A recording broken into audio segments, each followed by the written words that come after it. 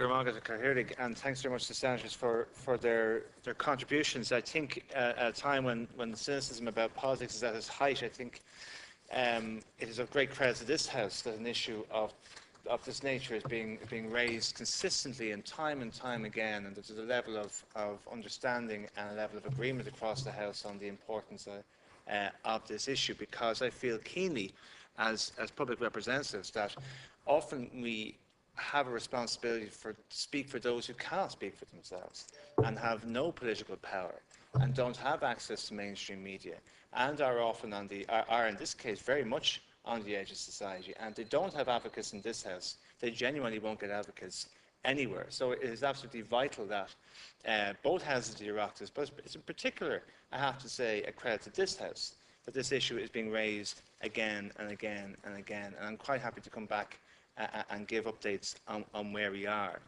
I suppose when you give a statement from government or from a department, it is, it's mixed with legalistic language, and it deals with issues of High Court cases and legislation, and that's to be expected. But we have to really get back to, and I know every senator here has contributed to the debate will agree with me, the human story.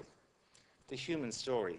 And I've visited direct provision centres up and down this land over the last number of months since I was given the opportunity to serve as a junior minister. I've been to ones in Waterford, in Limerick, in Sligo, in Laois, here in Dublin, the reception centre in Balseskin, and other places as well, Galway.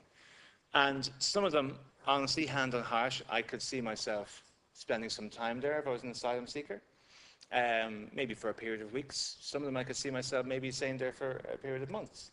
And some of them, hand on heart, where I literally wouldn't spend the night.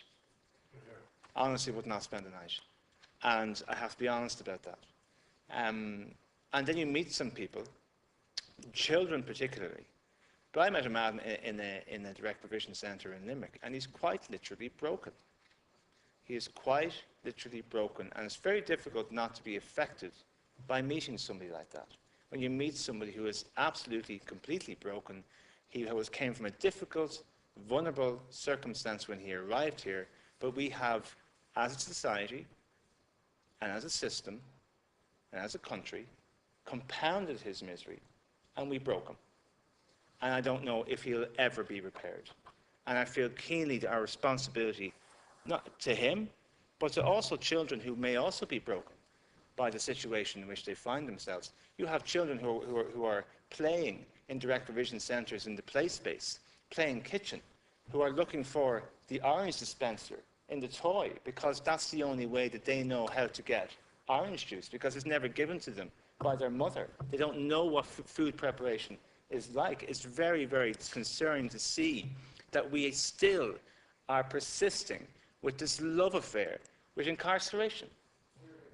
We have a love affair in this country with incarceration. Apparently in the 1950s we had 200,000 people in mental institutions. We have the whole history of mother and baby homes. We have the whole history of mantle and laundries. We have the whole industrial school system, and yet again we again revert to this system as a way of storing people while they're waiting for their applications to be processed. I would say though, when this system was first brought in, it was a reaction to about 10,000 people coming in a year, and the reaction was, well, let's ensure that nobody is ever made homeless, as Senator Batchik was saying, and that is, it is a success that no asylum seeker who has gone through this process has ever been made homeless. The numbers are much reduced.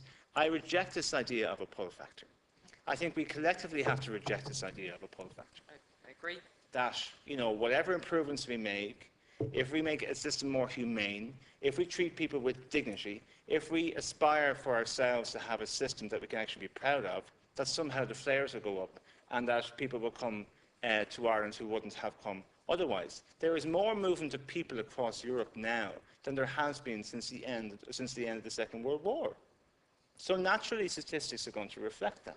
There has been an increase in the number of asylum applications in Ireland, but they've been collapsing since the last 10, 12 years. They've gone from a figure of around about 10,000, 9,000 and odd, to something about 800 over the last number of years. So if there is an increase, it's only because it's been reflected right across the European Union.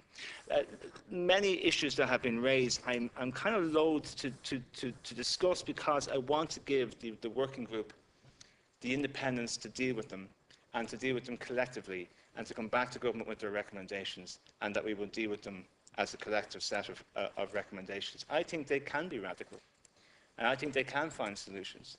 And I think that when the working group comes back with its deliberations, that will be find a way of implementing what they are workable, sustainable solutions that will make the system work an awful lot better. In terms of the protection bill, I mean, and government commitment to this issue, when the statement of priorities for the two government parties was signed off on last summer, direct provision and the reform of the system was in that document. And the commitment was made that a protection bill will be brought before the Oireachtas. That will happen this month, and that a working group will be established, and that's happened. I wanted to see the full report done by Easter. I think there's an expectation there may be an interim report as well, but I think in fairness, rather than asking the working group to spend time on an interim report, to wait a number of months for the full report, I think is a reasonable thing to allow happen. But I mean, I feel keenly about our responsibilities as an Oireachtas and as a society. And I spent half my time in the Justice Department and half my time in the Arts, Heritage and the Gaeltacht Department. And I spent a lot of time on commemorations. And that does affect my mindset on this as well. When we're talking about the 1916 Rising, 2016, the proclamation, rights and responsibilities and opportunities for all our citizens, which was something that was aspirational 100 years ago. The precious nature of childhood, treating people with dignity, values, true Republican values. And then you see the 7 people who signed the proclamation, 2 of them not born in Ireland, another 2 who were sons of migrants to this country. And I think we have an opportunity now, through this working group and the generosity of the political system, actually to break down a lot of that cynicism that people have about Irish politics, because people here in this House are consistently raising an issue that they know is wrong, and I'm not sure if their clinics are full of people necessarily bringing up this issue, or if their email accounts are full of people raising this issue, but they're raising it cross-party because they know they want to see changes, and that's, I think, when our political system works best. I want to come back and engage with this House as often as I possibly can. I really appreciate the opportunity to do it. I commend your commitment to this issue as a House. And when the working group comes, when the legislation comes through, obviously it should be scrutinised and thoroughly scrutinised. And when the working group report comes back, as I'm quite sure it will, need to be debated in this House again, let's work collectively to make sure that it can be implemented. And at the end of this Oireachtas, when the 5 years of this Oireachtas are finished, we can collectively say that's one good bit of work, a solid bit of work that we can actually say that we collectively achieved as an Oireachtas.